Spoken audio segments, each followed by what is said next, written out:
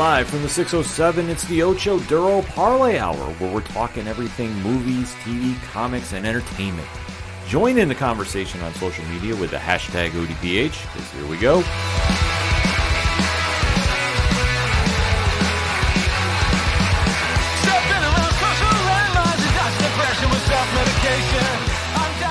Welcome back for an all-new edition of the ODPH podcast, better known as the Ocho Duro Parlay Hour. What is going on, everybody? Thank you so much for joining us this week. My name is Ken M. Joining me in studio, as always, you know him. He's the co-host. His name is Padawan J. Hello, hello, hello. And conspicuous by his absence is your coach, my coach, the coach, Coach Duffy. Rumor has it he's been signed to a 3-year, $150 million deal to the New England Patriots. Yeah, we heard some rumor that Coach was trying to get a little audition with everything going on in the land of free agency in the NFL, so we don't know where he is. He saw the stimmy money getting thrown around. He's like, yo, I got to get in on that. So if you want to track down his whereabouts at Coach Duffy11 on Twitter, and a simple way to get there is you go to OchoDuroParlayHour.com. We have all our social media links, the TeePublic store, the Twitch channel, everything that is the ODPH is right there. So you go right to the Twitter page. It's right in the bio. You can talk to Coach, you can talk to Pad, you can talk to me, and always remember to use the hashtag ODPH or hashtag ODPHpod. Because I know there's been a little confusion. Oh, okay. So we're trying out the two to see which one sticks. Either way, we have a lot to discuss on this episode of the podcast, so let's waste no more time. Let us jump into the land of movies, TV, comics, entertainment, sports, pro wrestling, you name it, we talk it. We talk the parlay of topics each week. Kicking off this week's episode, though, we have to give our preview of Marvel Studios' next biggest thing on Disney+. Uh-huh. Obviously, coming off the heels of WandaVision, we are now going into the next series of shows from the MCU, and that is The Falcon and Winter Soldier. Yep, which if you had your issues with the first couple episodes of WandaVision and you were a little confused by it, turned off by it, definitely go give it a watch, like we said. But this is probably, at least from the trailers and the clips, the closest thing we will see to a small screen MCU movie. Yes, this has a lot of big budget behind it. Yeah. It definitely has that movie feel to it, which... One thing that was in question when we heard that all these shows were coming to Disney Plus is, would this really feel like a movie? Like, where would this all kind of fit in? WandaVision, we have just wrapped up on. Yes. And it definitely set the bar for where the shows should be. Mm-hmm. It was the biggest show on TV for the past 9 weeks. No question about this. You can look at ratings. You can look at whatever demographic you want to check out. It dominated pop culture. The rumors were flying about who was going to be involved, and obviously the story of Wanda Maximoff and the Vision post-Avengers Endgame was one that fans were definitely anticipating. This one, though, has a lot of speculation going on with it. And you bring up a big budget feel to it. A quick Google search tells me that the estimated budget, because, again, estimated, we don't know. They're not going to give out numbers. The estimated budget for Falcon and Winter Soldier is about $150 million. It says 150 even right in front of me. Another quick search, average MCU budget on the old Google search machine tells me, according to entertainment.ie, on average, the production budget for a Marvel Cinematic Universe is $190,350,000. So it's not far off your average MCU movie. A little down, but hey, it's about the same. A little down, but to be expected. And obviously, being on the small screen, right, it's not going to be the full Avengers Endgame budget. No, and smaller screen, you don't necessarily have to go, the AAA best package, special effects. You're still going to pull out your A game, but you don't have to necessarily get the armor as shiny and glossy as it might normally be for the big screen. You would think, but obviously there's a lot of hype going into this. So we're going to give you our preview of the series, what we are giving our early predictions now, because obviously when this show comes out, it's going to have a lot of discussion factors going on. So that being said, this Friday, Disney Plus is going to be dropping wherever you are subscribed to in the world. So definitely set your timers for it. We're going to be breaking down the final trailer, which was just released to give everybody the anticipation for it. So let us deep dive into that, shall we, Pad? Yeah, sure. So the trailer kicks off with Sam Wilson, a.k.a. the Falcon, played once again by Anthony Mackie, taking out the shield that was given to him by Steve Rogers at the end of Avengers Endgame. We have to stress the timeline of this is 6 months after the events of Endgame. And y'all, and when I say y'all, I mean the people investigating this trailer with the strongest microscope possible.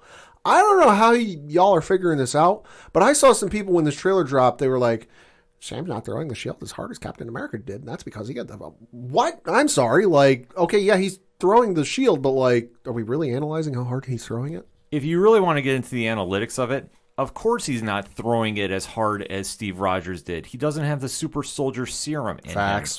So yes, everybody can kind of pump the brakes about this and where they're kind of leading into. But we still see Anthony Mackie is testing the shield out, and he does get a visit from one Sebastian Stan, who is playing Bucky Barnes again, a.k.a. the Winter Soldier. Yep. So they're talking about what the shield represents and how the legacy goes on. So we are speculating of the events that are taking place is that Steve Rogers has passed away. Well, yeah. Well, or at least the world is being led to believe he's passed away, because we see him at the end of Endgame. He's Old Man Cap. Yes. Presumably, they're going to tell the world, oh, yeah, hey, he died in the final battle, because that's a lot easier to explain than the whole time travel story. Well, I think where we get into that as we start going a little further in the trailer, though, is Sam Wilson is giving a eulogy. Yeah, and you can definitely tell, at least from the earlier shots, that he's definitely struggling with this, and it's not the easiest thing, because not only did he lose a friend and a fellow soldier and a confidant and a leader, but it was so much more. It was almost like a brother, just because there's the one shot, if you pause it, where Bucky says that shield represents a lot of things to a lot of people, and he's just got the weight of not the world, but like the universe on his shoulder. Well, yeah, because with great power comes great responsibility, like Uncle Ben Parker said way back when. That still holds up with that shield, because that shield represents the ideals of America and what comes with being Captain America. Yep. And Steve Rogers had always taken that with the highest regard and the highest prestige level, that he knew what that represented was the ideals, not the politics. And if you want to backtrack about this story, it's written by the late, great Mark Grenwald. And this is where Cap was taken, the role of Captain America was taken away from him. Right. And it was given to somebody else because the government wanted him to do something. Wanted him to be a yes man. Yes, and Cap says, no, I don't represent the politics, I represent the ideals. It's one of the most legendary Captain America stories. Yeah. I mean, you kind of saw akin to that on Superman Lois the last night, where, you know, General Wayne was basically like, oh, hey, you're a tool. And he's like, no, I'm doing this out of the courtesy and like a sense of duty. Yes. So this series is going to kind of focus on that as well, because like, what does Captain America represent? Is it a political toy, or is it a symbol? Is it a symbol? Yeah. You have to really kind of figure it out. But Steve Rogers has always said, I don't represent the politics. Right. I represent the ideals and beliefs of what this should represent. I represent the people. Exactly. So as we start going further in this, we do see Sam is doing more reflecting about the transition, that he is now the bearer of the shield. Yeah. And as he's giving his speech, which, like I say, it looks like they've set up a museum memorial for Cap. My guess is this is going to be, I think it was at the Aerospace Museum in Washington, D.C. that we saw in Cap 2. I could be wrong on what museum it is, but there was a museum in Cap 2 where it was all of his World War II stuff. My guess is it's going to be there again, just updated. Yes, which makes perfect sense. And as we see, Bucky Barnes is hearing a speech that's going on by the Capitol building, that you're seeing this big political meeting that they're addressing what is the fate of Captain America. I'm paused on the scene Ken's talking about. There is a podium on the top of the steps, you know, soldiers or armed servicemen in kind of their camo uniforms standing there. But I'm looking at the 5 gentlemen facing the podium. That does appear to be the branches of the military. It does appear Navy's there, Air Force is there, at least a couple Army guys. Yeah, so they're definitely pulling out like all the branches of the U.S. military. Yeah, which makes sense. Obviously, to address what is going to happen with Captain America, they have to come out with their agenda for it. Oh, yeah. And I do say agenda because this leads into where they are having this big pep rally. We'll introduce your favorite character. Yes, which they have a new symbol for Captain America. It just looks wrong. It does on so many levels, and the character they're introducing, and I know the fans are really speculating of why we haven't seen a close-up of him yet, is one John Walker, a.k.a. the U.S. agent, who's played by Wyatt Russell. Now, I don't have a problem with Russell as the actor. I don't. Sure. I think he's a very good actor. Sure. I cannot stand this character, period. I mean, this the character for you is like Professor Umbridge is for me in Harry Potter. She's not the antagonist, but god damn it, I hate her more than Voldemort. Well, the problem that I've always had with this is ever since the Mark Grenwald story. Sure. That he was put in this position to take over as Captain America. Sure. And to put him into wrestling terms, it's like when they tried forcing Ryback to be the head of the WWE, the face of the franchise. Yeah. Like a guy that is just not the guy for the role. Yeah. It just some people can play it, some people can't. Yeah. The U.S. agent is basically a superpowered yes man. Pretty much. In every single way you can factor in it. And he irritates me to no end. Because basically it's like Bizarro Captain America. Sure. Which, I mean, I get the concept of having the moniker continue and having somebody fill that role. You know, you've seen it in other superheroes. Batman, there'll always be a Superman, you know, this, that, and the other. So the idea of continuing, there will be a new Captain America, that's fine. Like, I'm okay with that. But, like, don't make him a yes man. Don't make him a tool or a weapon that you point at your own agenda and go, yeah, listen, that last guy didn't work out for us. Forget everything he did for us. But this guy's going to work great. Exactly. He's a muscle-bound, super steroided guy with a shield. Yeah. And I can't stand him because just how he's written in the comics drove me absolutely nuts. Also, that logo is legitimately like, why did you change it? That's like, you know, trying to fix the wheel. Oh, it is. And that's the problem that they tried doing. Obviously, when it plays out in the story in the comics, it makes sense that obviously the government at the time wanted to do a different direction with Captain America, and they wanted the yes man, and they got him. Unfortunately, in the comics, he is not exactly somebody that can handle the pressure of the role of what Captain America is supposed to represent to the people. And it's a great run to read in the comics, I will say that, until Steve Rogers ultimately takes the role back. Right. Now, is that going to happen here on the show? No. No, I would speculate not, at least not right now. No. But I'm going to say for this show, no, you don't see that happen. I wouldn't put it past Sam or Bucky getting a message, and I don't mean like a voice message, but like, oh, hey, I got a letter or an email from Steve.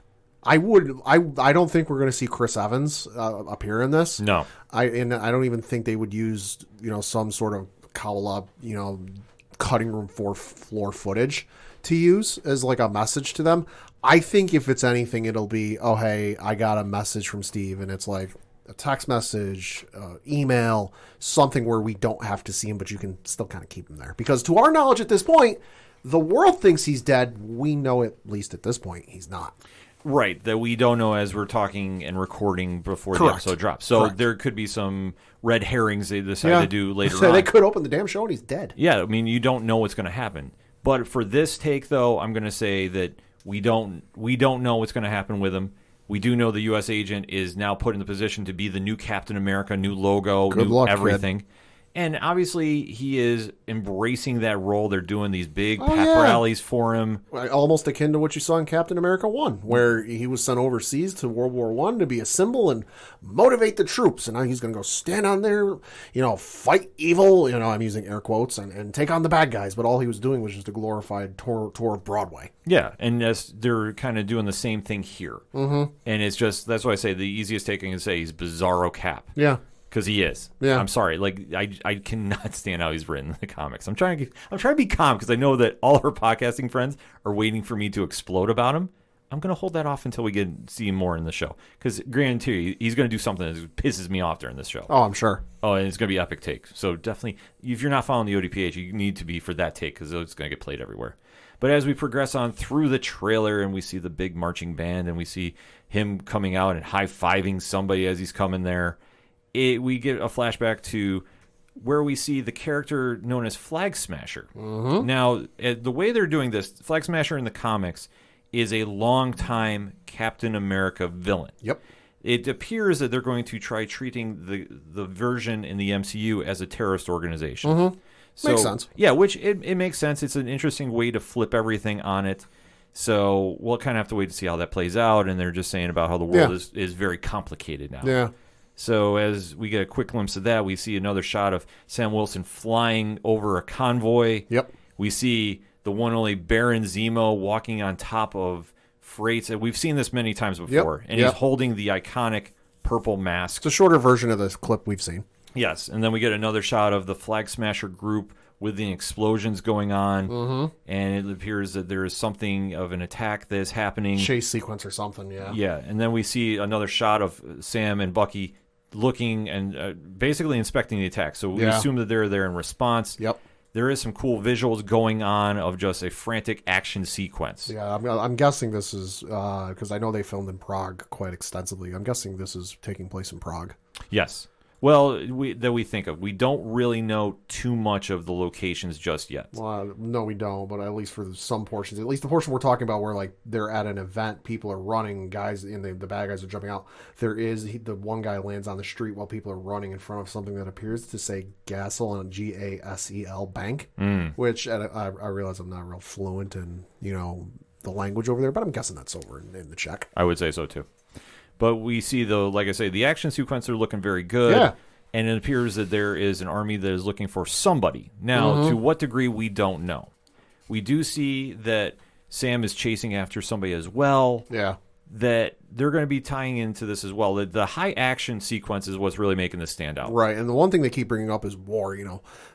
Somebody says this isn't a war, and they go, no, it is. Yes. And that's something that's going to be an underlying factor because now with Captain America being in flux, there's a lot of people that are trying to test the void that is left there. Oh, yeah. And then we see a little more from the Flag Smasher group taking on Falcon and Bucky both, respectively. Yep. We're seeing that they're just doing these high action sequences. And that's the one thing to take away from the trailer, that if anybody was really questioning, you're definitely going to get your money's worth with the action. Oh, absolutely. We do see the return of Agent 13, Sharon Carter. Yeah. So she's back in the freight sequence that we saw Baron Zemo, that he's going to be the main villain of the show. And Flag Smashers are going to be kind of the side villains. Yep. And then we just kind of end with this like little fun back and forth, which is going to be ultimately the vein of the show. Yeah. Is going to be the good cop, bad cop, Yeah. buddy show. Reluctant acquaintances. Yes. Of Sam and Bucky, and they're just kind of playing off each other, which is very cool to see. I have to say. Yeah. That it has that very fun vibe to it. It's going to definitely give the good balance to the action. Yeah, it's going to be those tension-breaking moments because this show, I think, a lot more than WandaVision is going to be a little more high tension, a little more edge of your seat. Like, oh, what's going to happen? This action sequence. Oh, everyone going to make it out okay. Those moments between those two are going to be okay, haha, I can laugh, I can breathe after that crazy fight sequence that like put them at on the edge of dying. Mm-hmm. So it's a very interesting sequence that we've seen with the final trailer. Yeah. So I'm definitely excited about this. This has been one of my most anticipated shows of the year. Yeah, oh yeah. So I cannot wait to see this. I have been a longtime Cap reader. Right. So I do like it when Cap is done well. And like I say, to borrow from the story, I don't care for the U.S. agent, but I understand the story purpose they did back in the 80s with him. Oh, yeah. It makes sense for storyline purposes, so I know it's not going to be permanent. Yeah. I think they're going to borrow a lot from Sam Wilson's run as Captain America. Yeah. And even a little touch of when Bucky was Cap. Yeah, I think they're going to definitely follow at least the WandaVision route where like they borrowed pieces and elements of some of the more iconic stories for both of those characters. Right. And obviously the takes they're going to be doing for this, it should be very interesting to do. Like I said, the Mark Grenwald story is one that I like reading. Yeah. He's a longtime writer on Captain America, so you can go through, find some good, and you can find some very bad stuff too. Sure. Cap Wolf comes to mind. Hey. I'll just leave it at that. I don't know how much they're going to be borrowing involving other characters per se. I know the Flag Smasher character, they're going to be taking an interesting take on as well, doing as a terrorist organization with Aaron Kellerman. Right. I mean, that makes sense just because the Cap movies have been at least more grounded in reality than, say, the comics have, where it's, oh, hey, Crossbones what was it? Civil War. Civil War was more of a, oh, hey, I'm a terrorist guy. I'm trying to, like, wreck some stuff than what he actually is in the comics. Yeah, so to see that that's going to be an underlying factor, that I think that's a cool take on that. We do see Daniel Brühl is coming back as Zemo. Yep. And where he is going to come into factor, I think it ultimately rolls out into Thunderbolts as well. That I'm not sure if they're going to go the Kurt Busiek route with it, even though I think that would be fantastic. It's going to be very tricky to do, though. But it's not out of the realm of thought to say that it's possible. I do think that they're going to borrow a lot from Ed Brubaker's last Captain America run. Probably. Last story, I should say, rather, with Bucky and Zemo. So I think you're going to see elements of that get tied in. Mm-hmm. Me personally, I would love to see a little bit of Mark Waid and Ron Garney's run get factored in, but maybe that could be for the sequel. Because one thing that we were hearing about this show is they are talking about doing a second season. Well, I mean, the thing with second seasons is I know Kevin Feige a couple of weeks ago did an interview where multiple seasons got brought up, you know, and he did say, I'm reading from an article on Variety from 3 weeks ago, quote, "We are developing all of these shows the way we're developing our movies. In other words, when we start with a movie, we hope there's a part 2, we hope there's a part 3, but we aren't factoring that into part 1. We are trying to make something that people enjoy enough to want to revisit enough that they want to see the story continued. So that is the way we're proceeding on television as well. Some of the shows that I mentioned that we were about to start filming, we were keeping in mind a structure that would lead into a season 2, a season 3, in a more direct way than, say, a show like WandaVision, which clearly goes into a feature." So it sounds like he's keeping it open, but that's going to be one of the interesting things is this isn't necessarily structured like a traditional television show where cliffhanger ending, come back in, however many months for the premiere of season 2. This is like, okay, yeah, this is here, but like you could see that story continued in a feature film down the road. And it's a very smart play to do as well, because once you cover the stories of both Bucky Barnes as Captain America and Sam Wilson as Captain America, you do have some options of what you want to do for shows if you want to go that route. I think it's a smart play, and I think that is something they should definitely look into, because as we said, the idea of what they're doing with Flag Smasher, that's a brilliant idea as well. Yeah. We do have George St. Pierre return as Backtrack the Leaper. No lay and pray this time. No, definitely not. And then to see where that's going to lay into future plans. I mean, he's obviously been brought back for a reason. Right. I mean, sure, it's a setup move, but it could be something for long term. We don't know. And that's the beauty of this show, that they have the playbook is wide open. Mm-hmm. So to see where they're going to wind up going, we do know the action is looking phenomenal for this. We do know that this is going to be set up for some moves happening with Young Avengers. We do know the character of the Patriot is rumored to be introduced, and how that's going to play into that. That's a big move as well. I wouldn't even put it past them that because this was supposed to come out first and then WandaVision, that I know when WandaVision had finished filming, they were still in the process of finishing filming. I wouldn't put it past them that towards the end of the last couple episodes to have put in a couple things that maybe tie up, branch off of something that happened in WandaVision and then kind of get mentioned or referenced into this show. Yeah, they're definitely going to be doing a lot of cross-promotion, which, I mean, that's what you should be doing with these shows. Yeah. Obviously, this is all setting up for films. Where this means of the characters of Falcon and Winter Soldier going towards feature films, I don't think we're going to see one right away. Not yet. I don't think so, but I wouldn't doubt that we see them more appearing on Disney+.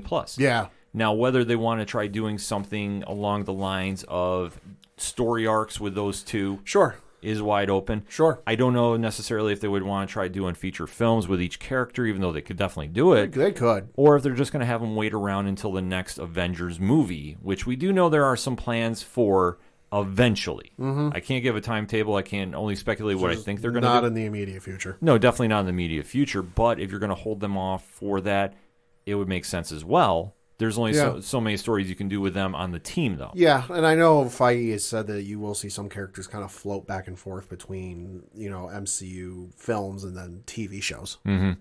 And it makes perfect sense to do it. I mean, how they have the structure set up is definitely in their favor for this. And where they can build off stories, the playbook, like I keep saying, it's wide open. We'll see Young Avengers. We're going to see Thunderbolts in some capacity. I know the heavy rumor is from the other trailers that we saw Neon City, and that could quite possibly be Madripoor. Maybe. I can guarantee you we won't hear James Howlett mentioned, but I don't doubt the character of Patch getting mentioned. Maybe. So I'm going to say that's kind of my leap for the show. Maybe. But overall, everything we've seen going in this, Pat, how excited are you for the show? I'm very excited for the show, and most of all, I'm excited to see how this starts, because it's not like WandaVision, where we had a pretty clear concept of what it was going to be. We just didn't know some of the extra stuff with it. We knew it was going to be them living together in the suburbs, living that couple life. I'm interested to see how it starts, because they're very clearly on a mission. They have an end goal. Now, is it a case of, oh, hey, something happens and they feel like, hey, we were there, we screwed up this, we got to take it upon ourselves to rectify the situation? Or is it a case that, like, a Maria Hill or somebody, I'm not saying Sam Jackson, or somebody comes along and says, hey, this is an issue. We don't have anybody we can call because, hey, Iron Man's dead. Thor's off being, a guardian of the galaxy. Hulk is off doing Hulk things. Hawkeye is retired. Ant-Man is off being a father. You just run down the list. Wanda's MIA. This type of thing. Like, I'm curious to see how this starts and how they get on this mission. Well, I think the main theme of this show is going to be fulfilling the legacy. Yeah. And who is Captain America, or what is Captain America? Mm-hmm. Because where you're going to borrow from the comics, the government has one idea of who he's supposed to be. Yeah. The people of the U.S. and the world have an idea who he's supposed to be. Filling those shoes is not going to be easy, and that's going to be the struggle that Sam and Bucky are going to have to face during this show. Mm-hmm. That you're now going to have a Captain America forced down your throats that is clearly not ready for the role. Yeah.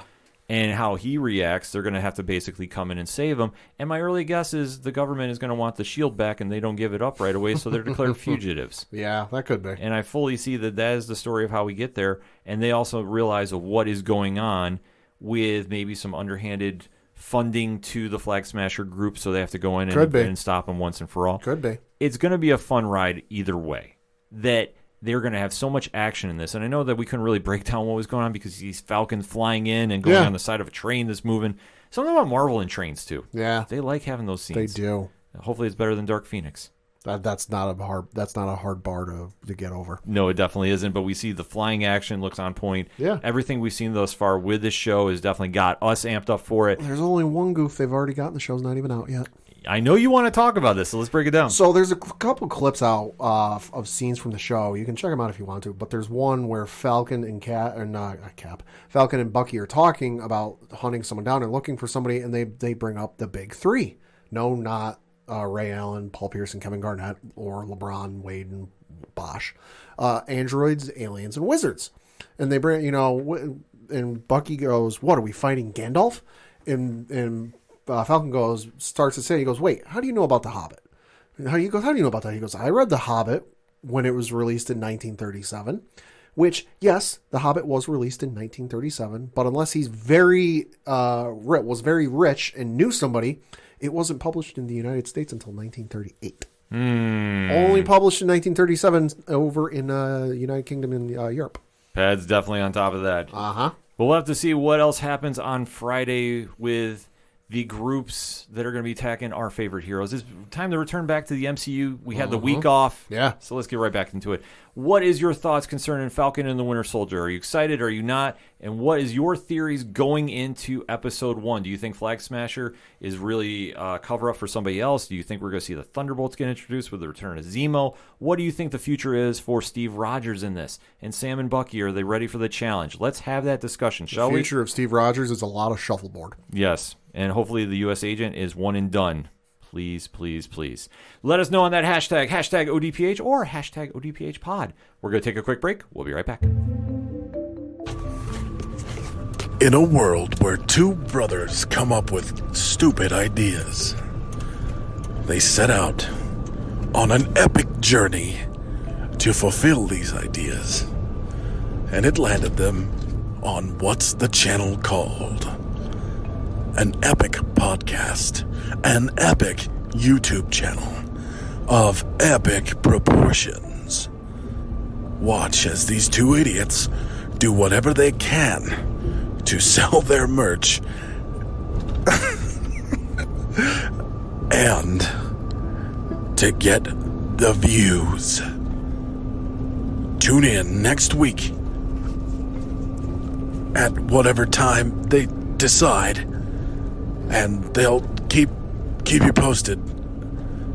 And yeah, don't forget to turn your oven off. Have a good night.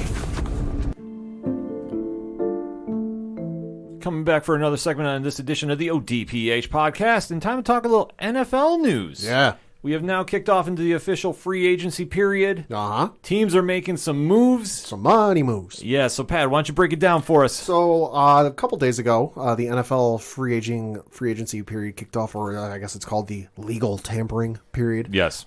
Which is the point in time where deals that had been unofficially made could officially be made. Teams could sign free agents, sign restricted free agents, and all that. And some teams went a little fucking bonkers. I knew you were waiting for this one. Others, crickets.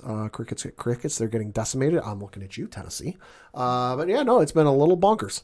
Yeah, it definitely has been a little crazy with the announcement of teams. I mean, obviously, there's been a couple that we haven't really touched upon because really haven't had a lot to say. J.J. Watt going to Arizona after he was getting his outright release from Houston. Yeah. So that's a big move for them, 2-year deal. Chandler Jones might have had a part in that from what he shared on Instagram a couple weeks ago. That's kind of what we're thinking. But the biggest buyers in this free agency market has to be the New England Patriots. Bill Belichick is no longer the head coach of the New England Patriots. The head coach is now Bill Stimychek because, goddamn, they are spending money like it's going out of style. Yeah. They, of course, re-signed Cam Newton to a 1-year deal. They locked up tight end Jonnu Smith from Tennessee on a 4-year deal. They took Matt Judon, who was with Baltimore, on a 4-year deal. Jalen Mills from the Eagles on a 4-year deal. Devon Godchow from Miami, they got him on a 2-year deal. They picked up Nelson Aguilar from the Raiders on a 2-year deal. Kendrick Bourne from the 49ers on a 3-year deal. Hunter Henry from San Diego on a 3-year deal. Like at one point, one of the Patriots SB Nation accounts I follow put out a list of like, here's who they signed, here's who they re-signed, and here's who they lost. 3 minutes later, they shared that and went, this list is 3 minutes old and it's already outdated. And I went, oh my God, who now? Because a ridiculous stat had gotten thrown up that like in the first 3 hours of NFL free agency, the Patriots had spent like $146 million of money, which is more than like the last 3 years combined. It's absolutely wild to see what they've been doing. It's nuts. And the wild thing is there's a guy on Twitter who all he does is like crunch the Patriots cap space. Mm-hmm. So, and to quote him, I don't deal in estimates. So this is down to like the cent or dollar. Because currently, as we recorded, they have $30,491,949 before some 315 signings. The bonkers thing, and I was like, how the hell are they making this work with the cap space? Because the cap, as we know, went down from what it's been the last couple of years. Mm-hmm. That a lot of players got cut, some got released. Absolute like proverbial bloodbath. Like, oh, guys are just getting let go left, right, and center. And I was like, all right, how are they making this work? I know they had a lot of money cap space, but like, how are they making this work? Between the names I mentioned, so you got Aguilar, Henry, Judon, Jonnu Smith, Jalen Mills, Devon Godchow, Dietrich Wise, who is a player they had, defensive player they had that they re-signed, Kendrick Bourne, Henry Anderson, and Carl Davis, who was another player they had and re-signed. Of those names I mentioned, not one of them is more than $7 million on a 2021 cap hit. That's so crazy. Which is nuts. The even more nuts stat that I saw is in terms of cap hits for 2021, Jonnu Smith, Matt Judon, Jalen Mills, Kendrick Bourne, and Devon Godchow all equal out to be a $24.3 million towards the cap. Jared Goff by himself is $27.8 million. That is insane when you start doing the money crunching. Oh, it's nuts. And to quote the one writer I saw, Rome wasn't built in a day, but the Patriots are trying to rebuild in one day. Well, you have to give them credit for doing it. I mean, obviously, Robert Kraft and the team he has there are very smart about making moves. Mm-hmm. And then I'm sure hearing the offseason about how Brady did it without Belichick lit a fire under them. Oh, yeah, and it would now appear that the worst thing to give the Patriots is more time in the offseason. Yeah, because they had a very calculated plan to move. They signed some good players. I'll be the first one to tell you they did. I love that Jalen Mills deal because I'd heard of the name, but I didn't really know too much about him. I saw this stat breakdown of like how many snaps he played at like various secondary positions. Mm-hmm. Holy shit, Belichick's going to have a lot of fun with him. Oh, yeah, that was probably their best signing, I think. The Judon deal was good. Oh, yeah. But I think that it was the second best move they did. Well, between having Hunter Henry and Judon, the two tight ends, best two tight ends in free agency, they're going to have back what they had a couple of years ago with two tight ends. And the Boston T, and that's TE, party is back on, I would say. You have to think that they're going to be back in a good place. This would also, at least from some of the speculation I've seen online from some of the writers and fan accounts I follow, there's a lot of people thinking that this is setting up for a young quarterback that like Cam will work right now, but they're getting way too many good young, because that's the thing, the tight end from Tennessee is like 25 years old. Mm-hmm. They're all young players. Yeah, they're all young players, and that's what the Patriots need to do. I mean, obviously, and I'm not doing this self-tooting my own horn here.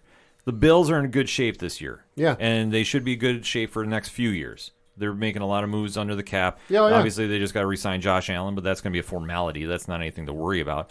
So for the Patriots to take back their spot in the top of the AFC East, they had to do moves like this. Because obviously last season, and you can say with COVID and people sitting out, that did play a factor. I'll be the first one to tell you it did. But they were smart about who they could go in and adapt to the team. Now, is this going to be a move that happens right away overnight? Am I saying they're going to book their ticket to the next Super Bowl? No, but I think they'll have a better, because between the returning players who opted out last year for various reasons, on top of these new players, and having a full and hopefully normal offseason, they're going to be a lot better. They're definitely going to be a lot better. I think the question mark you have to ask as a Patriots fan is, what are you going to get out of Cam?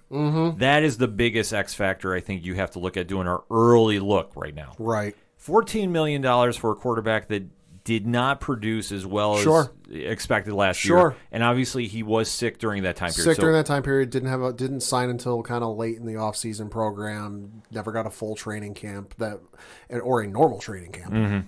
Yeah, you have to factor that in. So I am completely doing that. Had one of the worst receiving cores that team has seen in quite some time. Oh, far and away, yeah. But they did moves to address it. I mean, did they do everything? Not necessarily. But getting Smith as Henry as your tight ends, that helps huge. Oh, yeah, Cam loves throwing to tight ends. Yeah, absolutely. We've seen it in his entire career. Al Galore, I don't think is a great move. I'm just going to say that right now. I look at his numbers last year and I go, yeah, no, that ain't bad. It's not bad, but I don't think it's the game changer. He stretches the field. He gives the Patriots a downfield threat that realistically they haven't had in quite some time because Edelman can't friggin' do it. The only thing I know from watching him with Philly, he does. As a Patriot fan, I would be a little hesitant about him. But I'm not saying he can't show up and produce. When he's on, he's on. Yeah, oh yeah. Just consistency is the only thing I would worry about him. Judon, like I said, is the big deal, and I think that he's a good player. I think he's going to add a lot of depth to your linebacking core. Oh, God, yeah. And he can definitely make some moves. That defense is going to be filthy. Yeah, and Mills is the steal. Yeah. That was the biggest move you guys could have made. Oh, yeah, no, because I was like, oh, cool. Like, I've heard of the name, but then I started seeing stats. I'm like, oh, this is going to be good. Well, obviously, with everything going on in Philly last year and how much of an abysmal situation that was, he fell under the radar. This is a completely Patriot move if I've ever seen one, because he'll flourish there. Oh, my God. Oh, Belichick will have field day with him. Yeah, I have no question about that.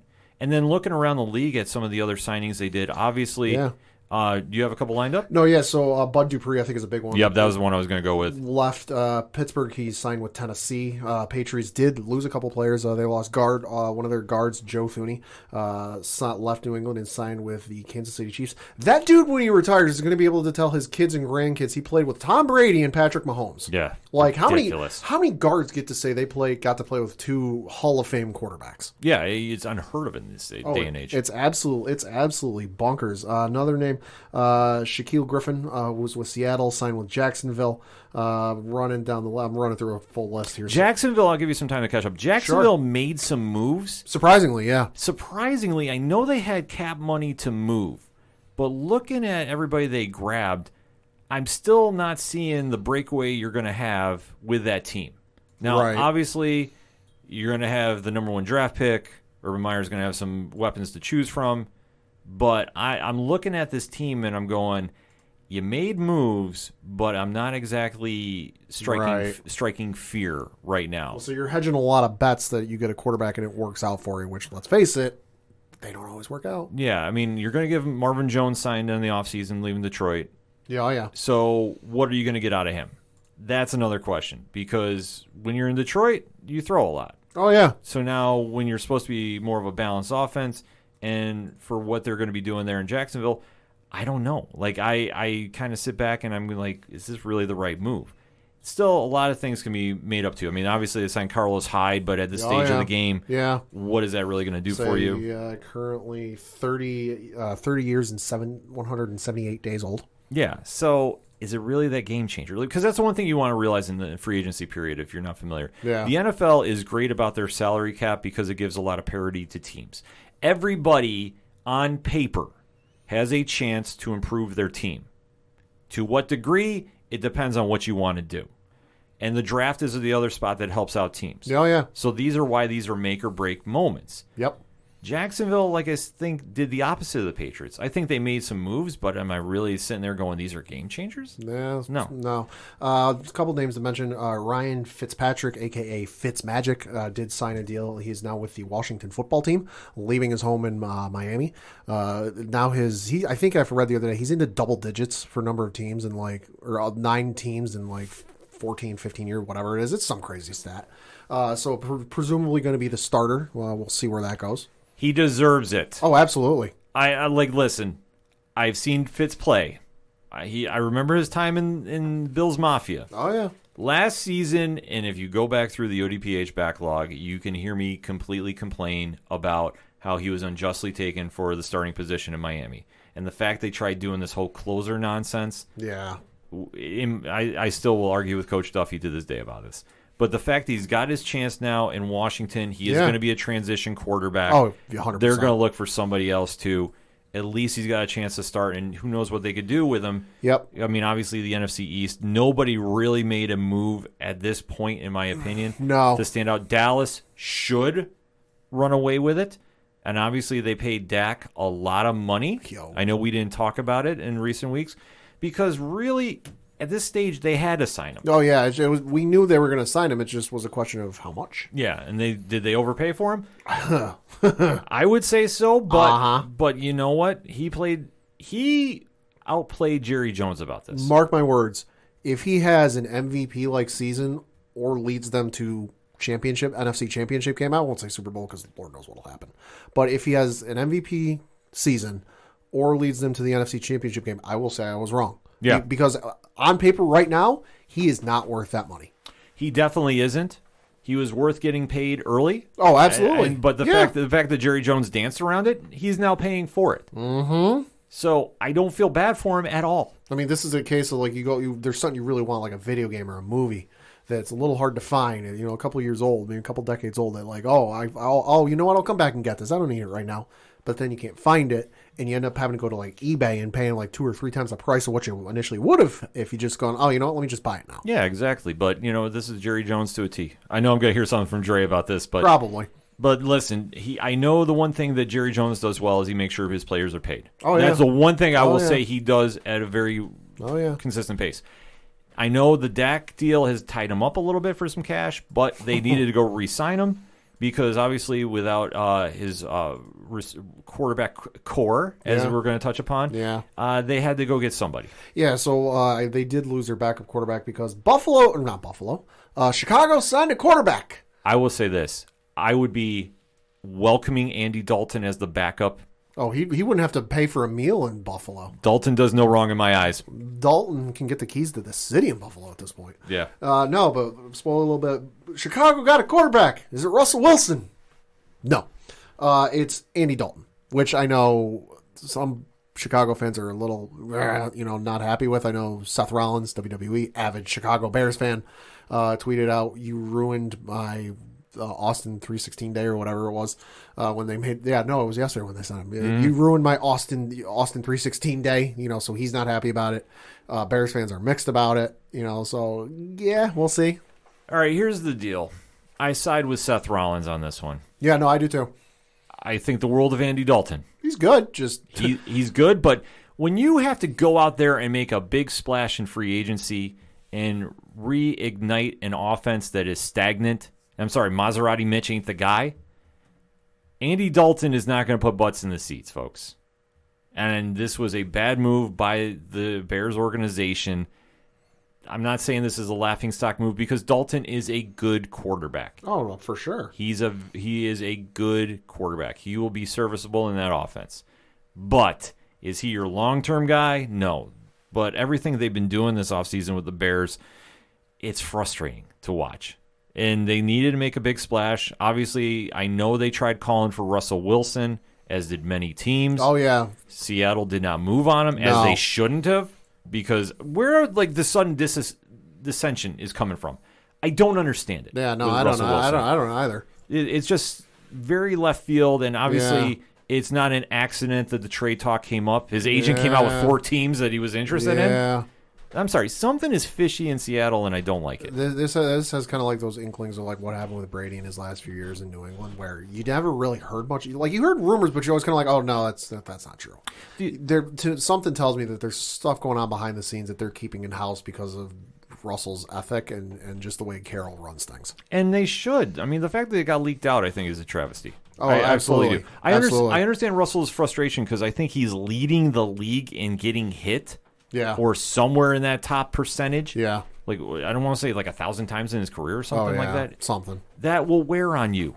So, obviously, if I'm Seattle, I'm having a meeting with him and saying, what can we do to fix this? Talk. Yeah. Talking gets a lot done. No, I mean, in regards to Dalton, though, the funniest take I saw on Twitter was a guy goes, quote, is Dalton the answer? No, but don't forget he took horrible Bengal teams to the playoffs 4 straight years and went to 3 Pro Bowls. He's the best case scenario given the real circumstances. Bears have to draft the right QB. Somebody replied to that person and goes, this was 2 presidents ago. Yeah. Wow. So, yeah. Simply wow. Yep, just saying. A couple more deals we got to mention. Gronk did re-up in Tampa Bay. He signed a 1-year, I believe it was like $10 million deal to remain in Tampa Bay. Duh. I heard there was talk he was considering the Bills. Stop. No, I that's what I said too. I believe Zach Ertz going there more than because Zach Ertz, I guess, is looking for a trade or some nonsense. I believe that. Well, let's talk about Philly just for a quick second. Uh-huh. They are actually getting a lot of steam about possibly acquiring Deshaun Watson.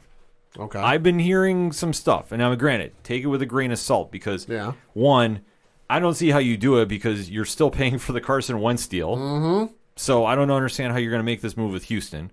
If they do, the Carson deal that kicks in next year, I believe. Yeah.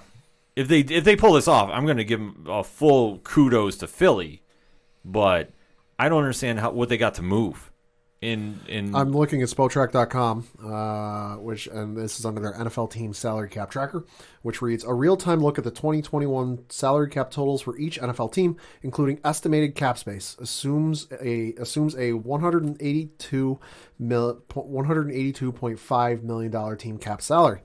The Philadelphia Eagles are in 30th place, so from like best cap space to worst cap space, they are actually in terms of cap space, they are below. They are negative $4,845,418. They're over the cap. Yeah, so there ain't no way in fucking hell unless they get real creative. Yeah, to work out that deal. That's the only thing. I know that they are in heavy talks for him. Yeah. I don't know if they. Like I said, I don't see him going there. If he goes anywhere, it's going to be Carolina. Yeah, because Carolina is hell bent and high water about giving Houston whatever they want for him. Right now. If I'm a Carolina fan, I don't know how I feel about that necessarily. Currently 6th place in terms of total cap space with just about $32 million. Right, but you're going to have to give up your first-round draft picks for a few years. Yeah, and the other thing, too, is with Watson, he's not going to be any more happy being in Carolina outside of Houston because it's trading a 94 Honda Civic for a 94 Toyota Camry. Like, you're not upgrading. You got McCaffrey, which is nice. Yeah. But the receiving core ain't nothing to really write home about. Neither is the offensive line. You don't really got a tight end there. Greg Olsen is gone. Mm-hmm. Defense ain't nothing to really write home about. So it's like you're trading an old car for an old car. Yeah, that's what I say. I don't understand how they can pull this off. I mean, they're going to just mortgage the farm. Yeah. But you're going to give up so much. You'd have, even if you got him, you'd have to make some promises like, listen, we're going to get X, Y, and Z. And let's face it, he's been there before. He's not going to want to do that. Yeah, so you're going to have to obviously appease him. Yeah. Sending him to Philly would make a lot of sense if they could swing it. They can't. But there's no way they can. No. I'm not saying the Giants couldn't sneak in there and make something happen. Maybe. And on a very low-key move, but then what do they got to move? Yeah, Giants currently have about $6.5 million in cap space. Yeah, because if they can somehow move some parts to get him, I mean, obviously this is an upgrade from Daniel Jones. Yeah. Sorry, Coach, but it's fact. Yeah. It's going to be interesting to watch. But with Philly, though, like I said, I'm hearing a lot of talk that they're all in about doing this. Good luck trying to move it. Yeah. You've already signed your deal away with Wentz, so I don't understand how you're getting this money for it. I don't see it. Yep. No, and like I said, they are still on the hook for Wentz. So, another deal that went down today. AJ Green signed a 1-year, $6 million deal with the Arizona Cardinals. So, even if he's little bit AJ Green of old. AJ Green on one side, DeAndre Hopkins on the other side. Yo. And Larry Fitzgerald running slot. Yo. Kyler Murray has got weapons. Just got to get a line. Got to get a line. That's the one thing. If I'm the Cardinals... And I'm not talking a money line. Yeah. They've pulled off some deals. I will say this. Arizona has been very low-key smart about this. I didn't see that one coming. I'll be honest. I figured they might be in the market for some other pieces, but another wide receiver, I did not see that coming. I honestly thought Emmanuel Sanders was going there. Maybe. I legit thought he was because Hopkins needed a number 2. Oh, no, absolutely. But I'm glad he wound up in Buffalo. Yeah, no, it signed a 1 year, $6 million deal with Buffalo. Perfect. I can't be mad about that. No. Sanders is a perfect number 2. He'll balance off Diggs very well. I understand we had to give up Josh Brown.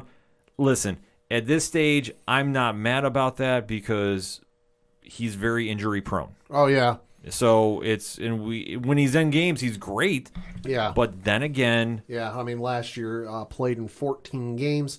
He had 61 catches for 726 yards, averaged 11.9 yards per catch, and he had 5 receiving touchdowns, just 1 fumble, and a couple drops. Yeah, so John Brown, is now in Las Vegas, which Vegas has been making some moves too. Yeah. Like, let's not... Yeah. I mean, they got Yannick Ngakoue. Mm-hmm. So, obviously, he's a prize defender. He's leaving... he's going to be a huge move for them, too. And obviously, you need to get somebody that's a pass rusher on Mahomes. Oh, yeah, especially that division. Yeah, and Justin Herbert, too. Yeah, so they're making some quiet moves. I mean, overall, this free agency period, you got a lot of questions that we need to answer. Yeah. But I think right now, the Patriots are winning it right now. You have to give the due.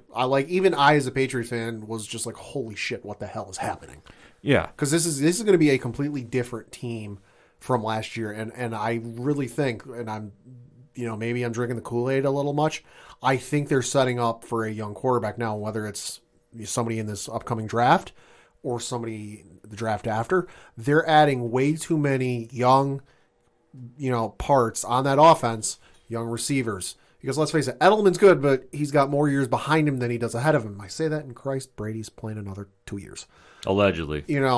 But Edelman's got more years behind him than he does in front of him. And let's face it, he had that injury that he missed most of last year. Who knows if he's going to come back even, a quarter of the same.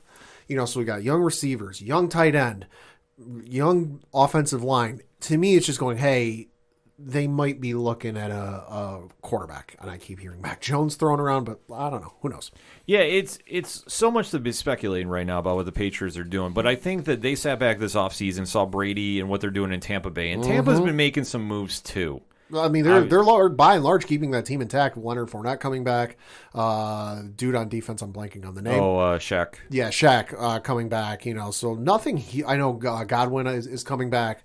So not any huge, glaring subtractions. There might be some, but nothing immediately jumping out. There's some, but it's not really outstanding. Like you're not seeing a red flag going, oh God, the run is over. It's not like when the salary cap got lowered and the number came out and Kansas City went out and cut 2 of their starting offensive line and everyone went, oh shit. Yeah, no, this one they've been very low key about the moves they're doing. But obviously bringing most of your team back from this offseason. And the question that I've been hearing, too, which, I mean, it's absolutely wild to even think about. Mm-hmm. They're talking about the Buccaneers going 16-0. I heard that on 2 shows. I'm like, stop. Anybody drinking that Kool-Aid, check your glass. I'm sorry. It makes no sense. And listen, Tom Brady is going to catch up with Father Time. Or Father Time's going to catch up with Tom Brady. Yeah, exactly. It's going to happen. Now, is it going to happen today? Is it going to happen tomorrow? Is it going to happen during the season? We don't know. We don't know, but it's going to happen. Yeah. So now, what are you going to do? But they're putting enough pieces around him that they could get by if he starts declining. That's the smart thing that Tampa's there's done. There's a little bit already there. Because just as a Patriots fan, he can't throw the ball as deep as he used to. And even my mom, who when I was over at their house a couple times watching games, she's not the most gifted football mind. She knows enough and she can see stuff and she knows some penalties. Even she could notice that he can't throw the ball as deep as he used to, and when he does, it's not as clean. That there's a little bit of wobble to it, or sometimes a lot of bit of wobble to that throw. Yeah, so I mean, obviously when his arm goes, he's going to go. It's just a question of, is it going to be like a slow decline, or is it going to be like Brett Favre in his last year where it's like, ouch? Yeah, I mean, that's a question you got to ask because there's only so many times you can make another deep run. The Buccaneers are set in position to do this. Like I say, they can make some stuff happen. They're keeping their team together. Like I said, Shaq Barrett. Yes, thank you. That's who I was thinking of, because I want to say it was Shaq Lawson, but I know he's on a different team. Yes, entirely different. Yes. With Barrett being back, their defense is capped off good. Oh, yeah. So they needed to re-sign him. Like I said, yeah. there's been a few players that I know that they've let go, but they weren't big names. Right. Barrett was one that they had to really keep their eye on. Oh, yeah. Oh, yeah. And looking around the league, too, I mean... Tennessee, losers. You think? Yes, just with the number of guys that they have lost in terms of Henry, their tight end, they've lost a couple of receivers, defensive guys. They're just losing left, right, and center. That's like, hey, we still have Tannehill, we still have Derrick Henry, and we still have that one receiver. Yay, but you're losing a lot in a division that is very competitive, especially since Wentz is going to be the starter in Indianapolis. Jacoby Brissett is gone. He's not the backup. You've got, Houston is right now Deshaun Watson, but we don't know. That could change any minute. Christ, knowing our luck, the show will finish and he'll get traded. Yeah. We'll upload the show and he'll get traded. Watch. Mark my words. And then you've got Jacksonville that's making some moves and could be very good. So, like, when you need to kind of keep pace and keep up to speed with the other teams in your division, they're losing way too much. They might be, but the thing about Tennessee is they're low-key like the Patriots. Which head coach. But they're very smart about who they go get in the draft. I know they lost their wide receiver, Corey Davis. Yep. He's with the Jets, which good luck until you get a real quarterback. Yeah. Sorry, just putting that out there. So I think they'll bounce back pretty well. Like I didn't really see them losing too much. I thought if anybody was really losing, I thought Detroit was taking a loss. I mean, obviously you get Jared Goff, but you're not keeping enough weapons around him. Mm-hmm. I know there's a lot of free agents that are still out there that could help, but as of this point, I don't know if they're really going to be those impact guys that you need right away. Right. So we'll have to wait and see about it. I know the Packers are making some quiet moves as well, too. So everybody is really making some moves. I mean, that's kind of the takeaway about it. Right. But how flashy they are is really debatable. So they've lost Jonnu Smith, their tight end, who went. I dug it up on Spotrac.com. Jonnu Smith, who was their tight end, they lost. They lost Corey Davis, their wide receiver. Denico Autry, who was their defensive end. Or no, they signed him, and then they sent a couple other guys. But they've also got Jadeveon Clowney, who is a free agent. Malcolm Butler is a free agent. Adam Humphries is a free agent, and I'm not going to run through all the rest of the names, but they've got 1, 2, 3, 4, 5, 6, 7, 8, 9, 10, 11, 12, 13, 14, 15, 16, 17, 18, 19, 20, 21, 22, 23, 24, 25, 26, 27, 28, 29, 30 guys still free agents on their team. That's still a wild thing to be. And you got 30 guys and not a lot of cap space. No, not a lot, but like I say, you do have some players still out there that, as we're recording, has still not signed. I mean, Juju Smith-Schuster is out there. He can definitely make some. Patrick Peterson. Oh, yeah. Which I'm really surprised nobody's locked him up yet. New England. Oh, you bite your tongue. I don't want to hear that nonsense. And Kenny Galloway, too. Oh, yeah. Coming out of Detroit. Like I say, there's been teams that are making some. I mean, like I say, the Packers have been doing some quiet stuff as well. There's so many different storylines that are going on with this that this is a good way to start the NFL season, because even with the Patriots making all those moves, they're not clear-cut favorites. Well, and I know one of our podcast friends this morning was like, the Packers are going to sign, Juju, Richard Sherman, and somebody else. And I'm like, slow your roll. Packers got $1 million in cap space. So unless you're going to be paying them in cheese, I don't know how you're going to do it. Yeah, no, I mean, they did lock up Aaron Jones. Yeah. So that was a huge move. Oh, yeah, no, that was big. They're going to lose their backup now as a result because, he's going to move on. But, he's in Detroit, I think, now. But, I mean, I still don't think that hurts him. Keeping Jones there was a big move. It would be nice for them to go get a wide receiver. Yeah. Just putting that out there, but, don't they have Devontae locked up, though, for a decent amount of time? They do, but still, you got to give him some more weapons, though. Yeah. I mean, that's the one thing with Aaron Rodgers. You need to get him some serious help. Yeah, I was just looking at some names. Alex Smith is currently available. Jadeveon Clowney's available. Kyle Van Noy, if anybody's looking for a real good inside linebacker, he's currently available. Malcolm Butler, if you're looking for a cornerback, is available. Larry Fitzgerald is available, although let's face it, he's either going to be Arizona or retire. He's available. Let's see, any other names jumping out? I mean, Golden Tate, if you're looking for a decent wide receiver. Deshaun Jackson, Sammy Watkins, Richard Sherman. So there's some names out there. Kyle Rudolph. Yeah, so they can definitely make some moves in the offseason. And that's the one beauty of the NFL free agency, is teams can really upgrade, and even the ones that take a hit, are very smart if they play their positions and they go out in the draft and they go get quality players. Yeah. That's where it kind of it's a twofold story. Yeah. That you see all the big names getting signed, and I mean, obviously with New Orleans, they're going to be somebody that we're watching too, with Drew Brees retiring. Yeah. Obviously, they've locked up both quarterbacks with big deals. Yep. Well, Jameis, it's what, a 1-year deal, 2-year deal? It's a 1-year deal, but still, if he Taysom was longer, right? yeah, It's like 3-4. Yeah, he's a 3-year deal, but still, they said it's an open competition, which is smart because if you're paying both of those guys double figures in millions. Yeah, which, let's face it, given Jameis's performance when he was a starter, I need to see more than his dance moves in the locker room. Yeah, you have those storylines going in that now the focus is going to be shifting from free agency to the draft. This is where the teams are really going to make or break. Oh, yeah. So, like I say, if your team has not really made a big flashy move, I wouldn't worry too much. If you've been signing up guys that you need to keep, it's a smart thing to do right now. Absolutely. And for the ones that are just a player or two away, if you didn't get them in free agency, you'll find them in the draft, hopefully.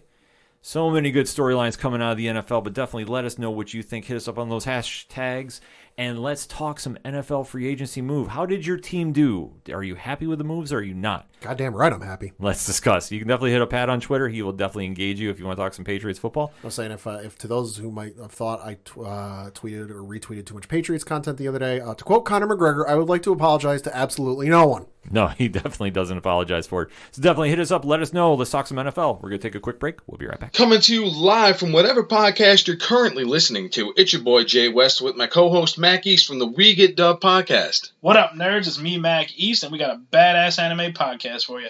We got hot sauce, we got hot takes, we got booze and banter. And you can listen to us on all major platforms. The We Get Dub podcast hits harder than a Goku gut punch. Time for another segment here on the ODPH podcast, and let's talk some wrestling, shall we? Wrestling! This coming week is WWE Fastlane. Sunday. Yes, which will be the first pay-per-view officially on the Peacock streaming network. So for anybody that's a WWE Network subscriber, check your status. Yes. Make sure, Pat, you actually got the notes about that? So, yeah, I got an email this morning that was a little bit interesting, and this is a good heads up for anybody who might not have seen it.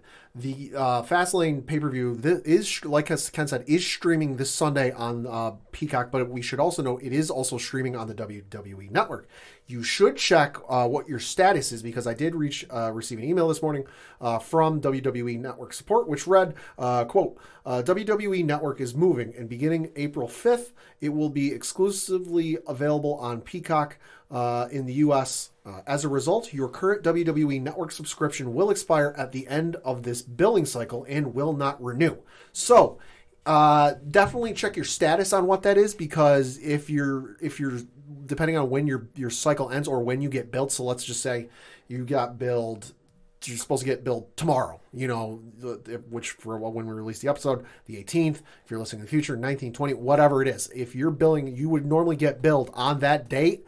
That's when your subscription ends. So if in the next couple of days your subscription ends, you try to go watch it on the network because, hey, I've got the network, I'm good until the switch over to Peacock. Not quite, because you won't be able to get back in and watch the pay-per-view because your subscription will have ended. So you'll need a Peacock subscription. Yeah, so definitely make sure you take care of that before Sunday. Yes. Because that is going to be a big thing. Because the Fastlane is the last one before we go to WrestleMania. Now, most of the matches are starting to fill out for WrestleMania. It was announced on Monday Night Raw that Drew McIntyre will be taking on champion Bobby Lashley in presumably a co-main event. Because I'm still saying for the 2-night event of WrestleMania, Night 1 will be headlined by Sasha Banks versus Bianca Belair. It has to be. Has to be.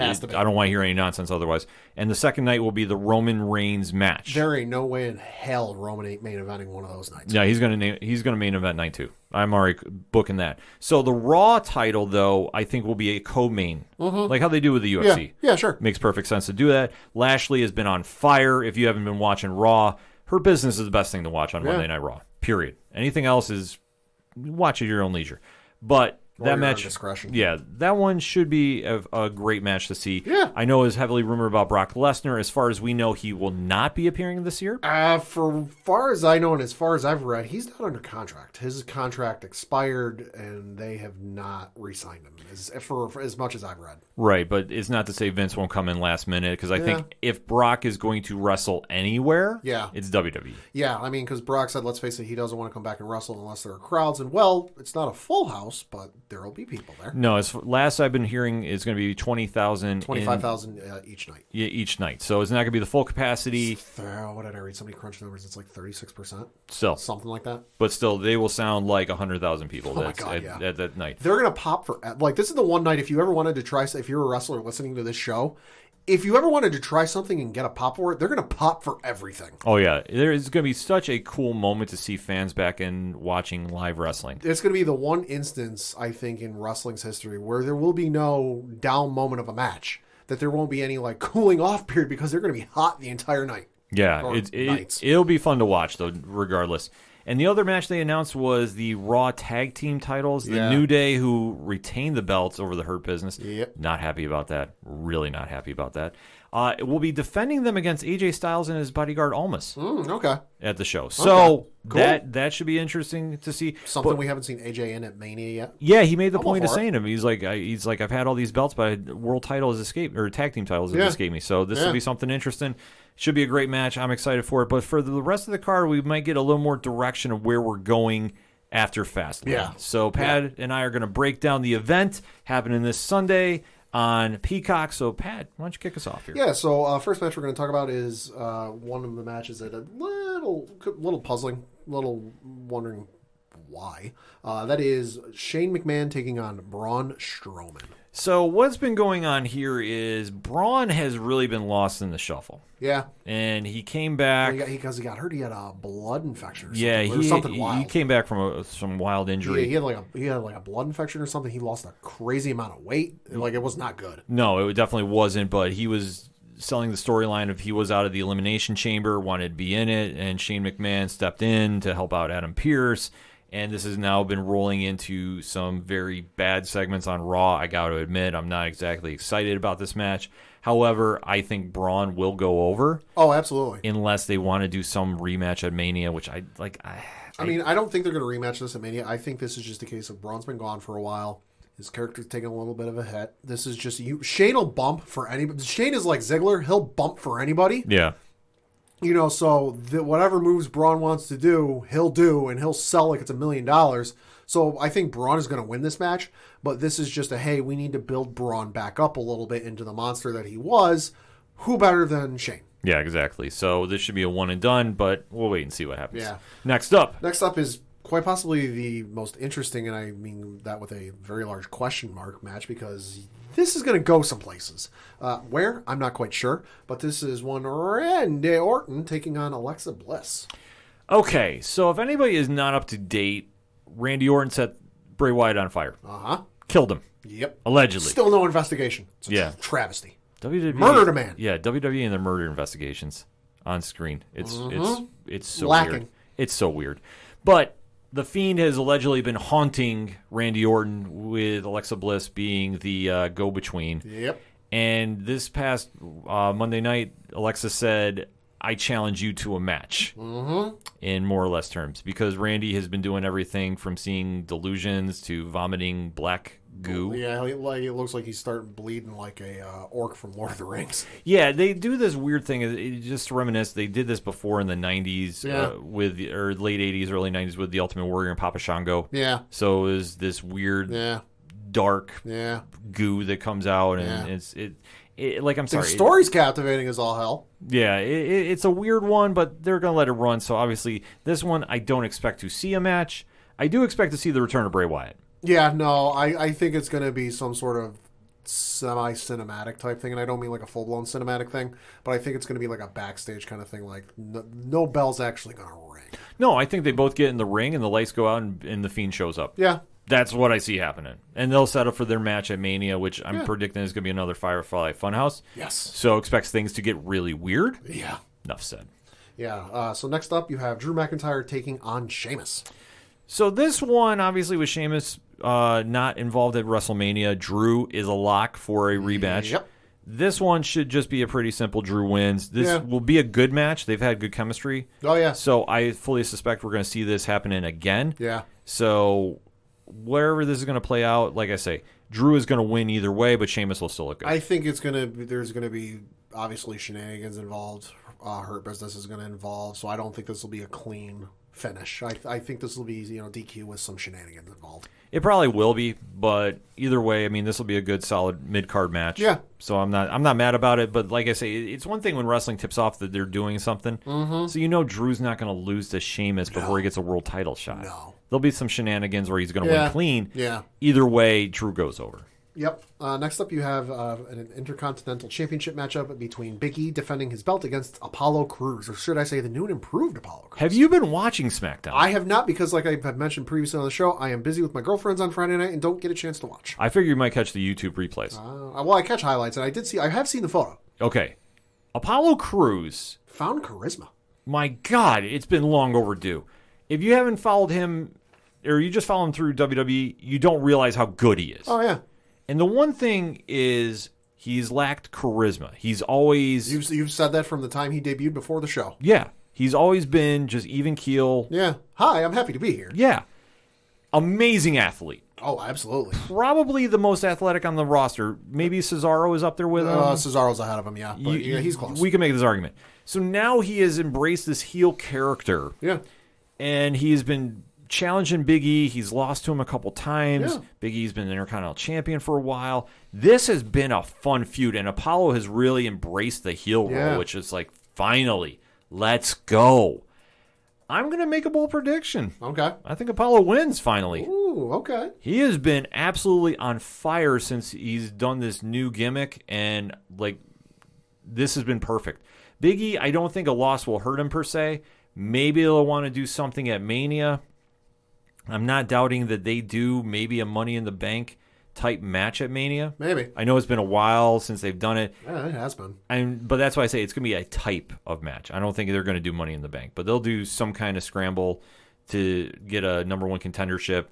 I think that would be a smart move to do. But I am going to say Apollo wins. If not, and they do the rematch at Mania, book Apollo to go over. Yeah, no, I very well could see this. Like, I know Big E's due for a big push, and he's kind of getting that with Intercontinental, but it doesn't quite feel like it. This is hard, because I would like to see Big E win and keep things going, but with as hot as Apollo is, I don't see how you can have him lose. No, I don't see how you have him lose either, because it would basically kill his momentum. So that's why I think Apollo wins, maybe by cheating, and they can set up another match at Mania. Yeah. But I don't necessarily know if they're going to do that. I mean, that's the one thing that if Big E loses the title before Mania, I don't know who he's going to face. There has been a lot of internet talk that he would get put into maybe a number one contendership match. Right. I could definitely see that if he loses, but it's all real speculation. But for this match, I think Apollo wins. And I think we have an end new, and then we go from there. Yeah, no, I was trying to dig it up. I know. The Apollo did speak about his kind of like recent character resurgence, I guess you would say, and he did so on the After the Bell podcast, where he said, "quote When I first got to the main roster, at the top, John Cena was still working, and he would always pull me aside and be like, 'Who is Apollo Crews? We got to figure this out. Who is Apollo Crews?' At the time, I'm just like the most generic. It's so embarrassing to even think about. It's like." I'm this guy, I work hard, da-da-da. He's like, well, everybody works hard, but who are you? I couldn't answer him to save my life. It literally took me 6 years. I'm trying to figure out who is Apollo Crews. I didn't know. I felt so embarrassed to the point where I'd avoid trying to have conversations with him because I'm like, I know he's going to ask me again today, and I don't have an answer for him, close quote. I'm glad he finally answered it. Yeah. This has been long overdue. Like I say, when he came into NXT, he was pushed right to the top, as he should have been. Yeah. As he should have been. Yeah. But once you get to that main roster, it's tough because you need a character to stand out. You got to break through a lot of noise. You do. Because you're up there with the alleged creme de la creme of the industry. Yeah. Let's face it, WWE is arguably the bar you set on. Oh, yeah. I mean, you could say New Japan because I do think they do great shows as well. Sure. AEW, we'll get into at the end of the segment. But I think that for what you need to go up there as a main roster, you need to connect, you need to get over. Apollo Crews is amazing to watch in the ring. Yeah. Does things, for a man his size, he shouldn't be able to do. Oh, absolutely. But he's always been lacking this character. So now that he's going in the full heel route and saying this is my destiny and just going from there, and it's been perfect. I want to see him go win. And like I say, he's definitely capable of doing it. Oh, absolutely. Long overdue. And like I said, if he doesn't win It'll be maybe like a count out or something. I don't doubt that they just run this back at Mania, but I'm not saying it's completely out of Roma thought he walks away with the title. Oh, absolutely. Next up for the Women's Tag Team Championships, you have Nia Jax and Shayna Baszler defending their belts against Bianca Belair and Sasha Banks. Okay. I love Sasha. I love Bianca. I'm a big Baszler fan. Nia, I'm not too high on. Sure. Why we're running this back, I'm puzzled. And the only reason I'm puzzled by this is, okay, if we're getting a rematch and Sasha and Bianca win, they're going to have to lose the belts before Mania. Yeah, I don't think they're going to win just because, let's face it, we just did this not that long ago where tag belts, at that point, Bayley and Sasha had the Raw and SmackDown Women's Champion. Like, they just did this. Yeah. I don't think they're going to do this again. I hope not. And just for the sake of the storyline, because Sasha and Bianca sells itself. Oh, absolutely. It's the storyline is there. Bianca winning the Royal Rumble, Sasha Banks. I'm still the number one female wrestler on this roster. Hell, she's one of the best wrestlers in the world, period. Yeah. So the fact that we're now having to add the tag team title win, maybe, to add more, you don't need it. This match should have been a rematch between Shayna and Nia and Dakota Kai and Raquel Gonzalez. Facts. I realize they're not the NXT Women's Tag Team Champions now, but given what happened on that episode of NXT, they went up against each other, shenanigans, the ref got bumped, a WWE Raw ref, because apparently there's refs exclusive to each show. I didn't realize this. I didn't pay attention that much. A Raw ref came out at the behest of Adam Pearce. Quick count, counted a 1, 2, 3 with Nia or Shayna, I forget who it was, pinning the not legal person in the match. Yeah. And then you have the photo afterwards tweeted out on WWE NXT's socials about William Regal and Adam Pearce. Heated exchange backstage. You saw the photo, and hey, out of that, we're going to create NXT Women's Tag Team Champions. Yeah. This should have been the rematch between those two. I would have been like, okay, Shayna and Nia are probably going to win. I'm fine with that, but give it a legit finish. Yeah, absolutely. And I agree. Like I say, we don't need to add anything more to sell the story. Because I'm okay with NXT having Women's Tag Team Championships. Oh, I'm perfectly fine with it. Because you can count on one hand the number of times the Women's Tag Team Champions have come down to NXT to defend the belts. I think it's like 2 or 3 times total since they've been created. So I'm okay with NXT having their own Women's Tag Team Championships.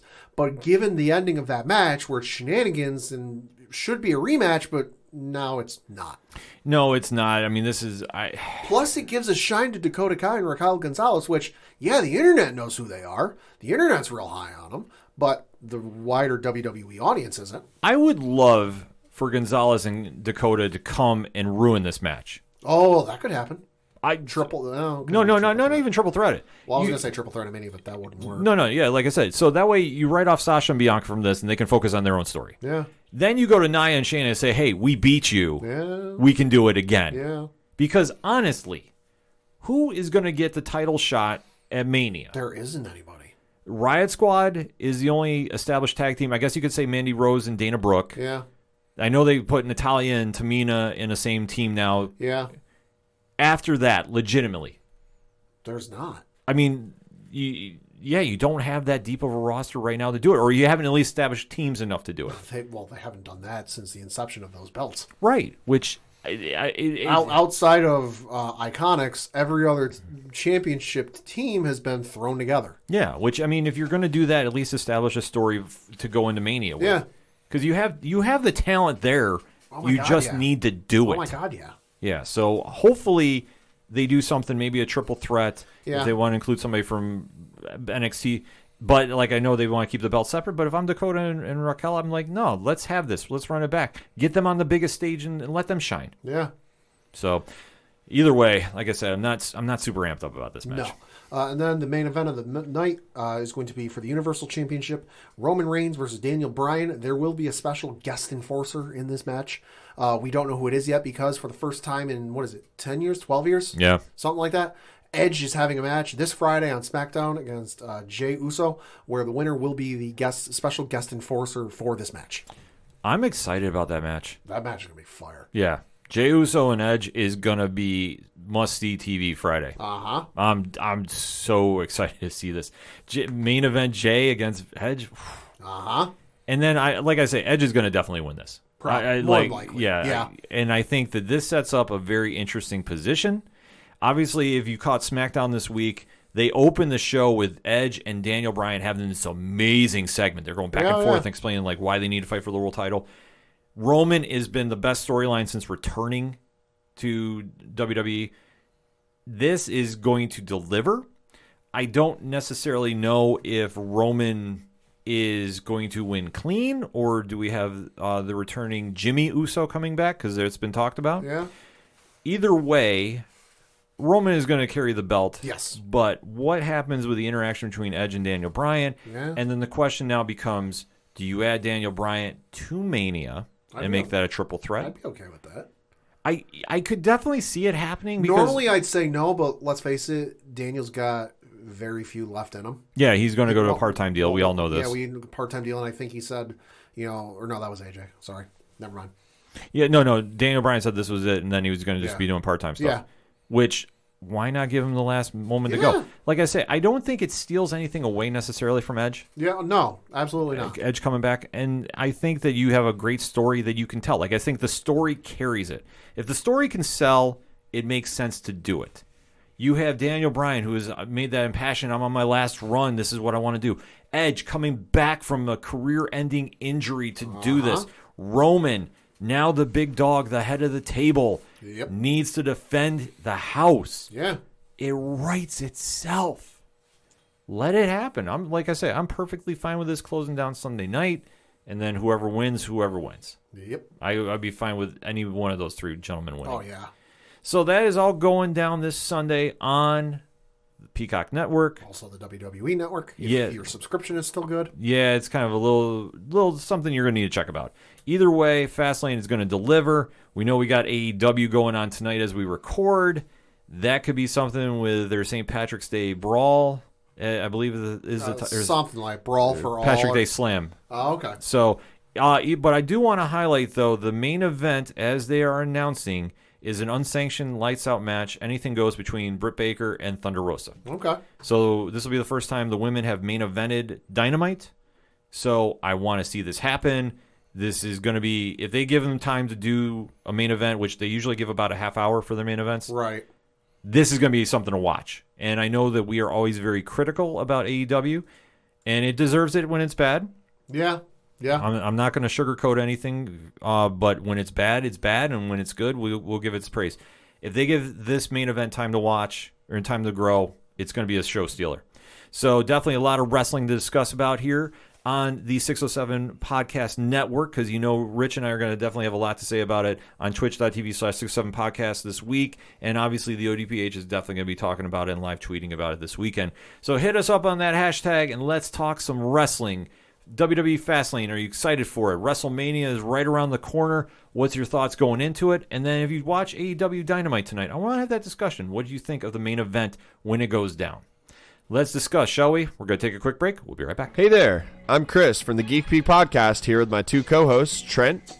What up? And Brandon. Yo.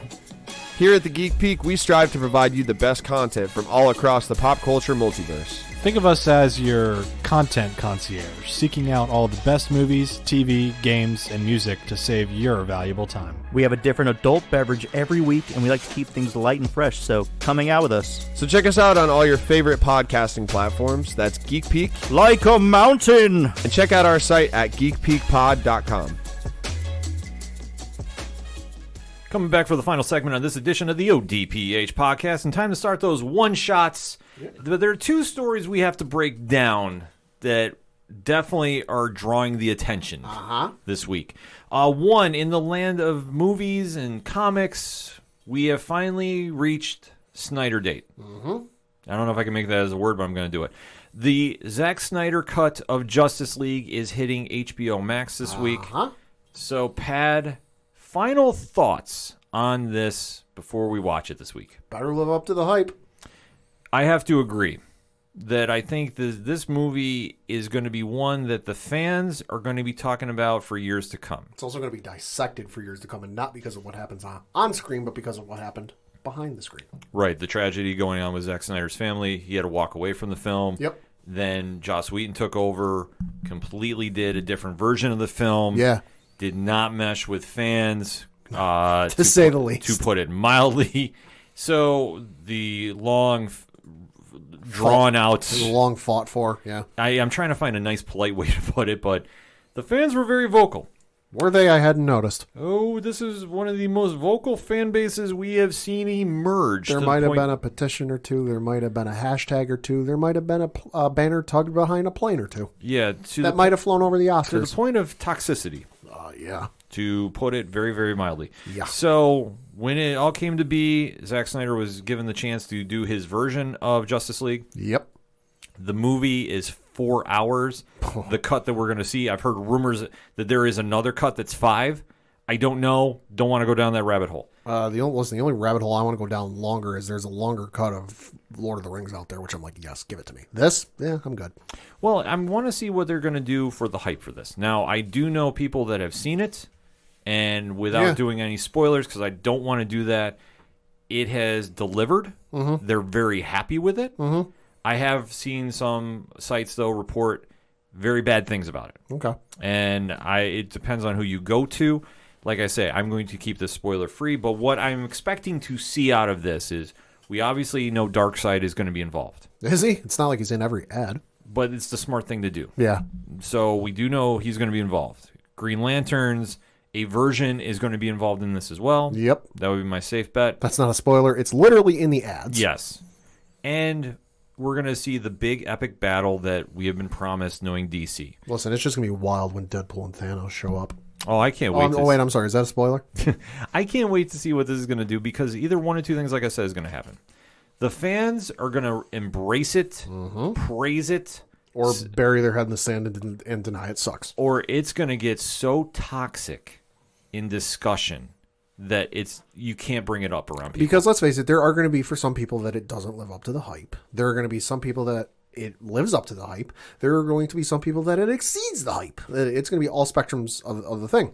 But for, the people who would, cried for this and screamed for this, and let's face it, if this turns out to being a bit of a dud, it's not as good as it was hyped up to be, you got to live with this. You wanted this. You screamed for it to the point where you turned me, one of the biggest Superman fans we know, outside of probably Coach, to not want to see this for the larger part of the time that this was coming. That I had no want or need to see this. That I said, I don't care. I'm not going to watch it because of the toxicity.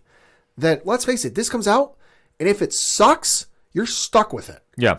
You have to embrace it. Forever is going to be good, bad, and different. I'm not going to sit here and hold it against you and say, "Oh yeah, well you were a Snyder Cut supporter." No, let's face it, you got to stick with it and live with it. Be a fan of what you want to be, but be realistic when we're having discussions with other fans. I'm an Avatar: The Last Airbender fan.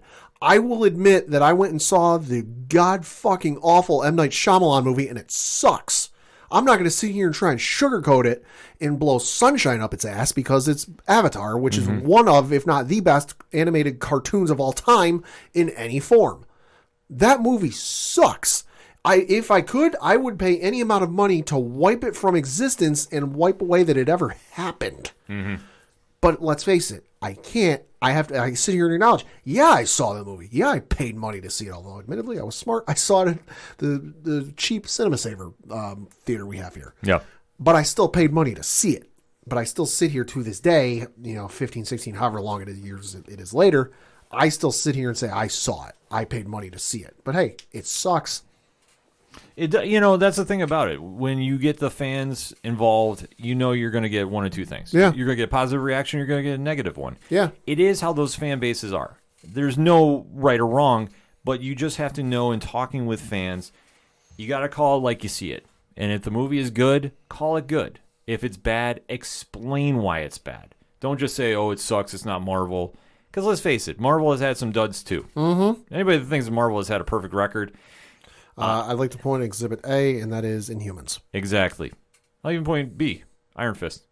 Well, yeah. I mean, you can go down the Yeah. lineage of stuff and you can say, well, that wasn't part of MCU. No, that's part of it. Yeah, Hell, no, I it mean, is. Thor the Dark World, Iron Man 2. I can go on about bad MCU films. Thor's if I really okay. want. It's not the worst they've ever done. Dark World is the worst. That's a discussion for another time. Humans is the worst.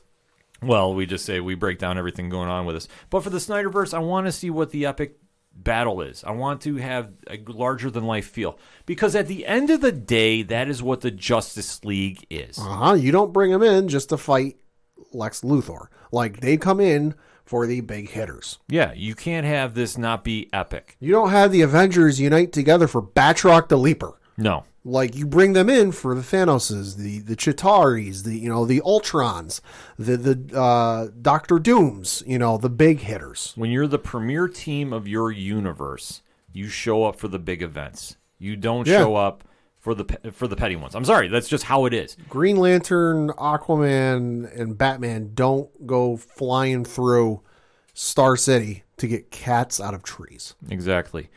This has to deliver on all fronts. If it doesn't, we'll let you know, and we'll have that honest discussion next week. You can lock that in. We will definitely be talking about that. Speaking of the DCU, obviously that is dropping this weekend, but we have to talk about what happened this week, and that is Superman and Lois. Great episode. Yeah. Not too much to write home about, so that's why we kind of throw in the one-shots. Obviously, they're extending the story of the Kents now living in Smallville. We did get a little more information about what's going on with Morgan Edge and his ultimate goal, which, minor spoilers, we do realize why he has such a vested interest in Smallville, which is now mining kryptonite. Yep. Which is You knew he wasn't in it to help people. No, he definitely wasn't, and you saw basically the back and forth of what Superman is struggling to balance between being the father, the husband, and the hero. Yeah. Tyler Hoechlin pulls this off. Man, Oh, absolutely. I don't know how he does it. I really don't. Like, he does this so easy, and yet you understand the gravity of each situation he's in. Yeah, no, they wrote the episode very well where, like, the balancing act he's trying to do between doing his duty to the country and the world, but also at the same time, he's got kids who need his help. Yeah, it's a great episode. It definitely continues the streak of wins they've had with this show. Oh, absolutely. I know we got 2 more, and then they're taking the break. Yep. So definitely interested to see how this all plays out. Because one thing that I'm noticing now, though, they are moving in almost like a villain of the week type role.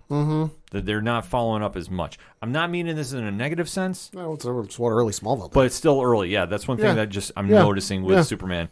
And obviously we're going to tie into a little bit more of what we saw in the first episode next week. So definitely when Coach is here, we'll definitely be deep diving into it a little bit more. And one other big note that's a joint one-shot is there was some UFC news that got dropped. Pad, UFC 261. Okay. Jacksonville, Florida. Yep. Full capacity. 3 title fights. How you feeling? I'm surprised it took him this long. I'll be 100% honest. I figured, because let's face it, we all knew Dana was going to do this at some point. It was just a question of when and where.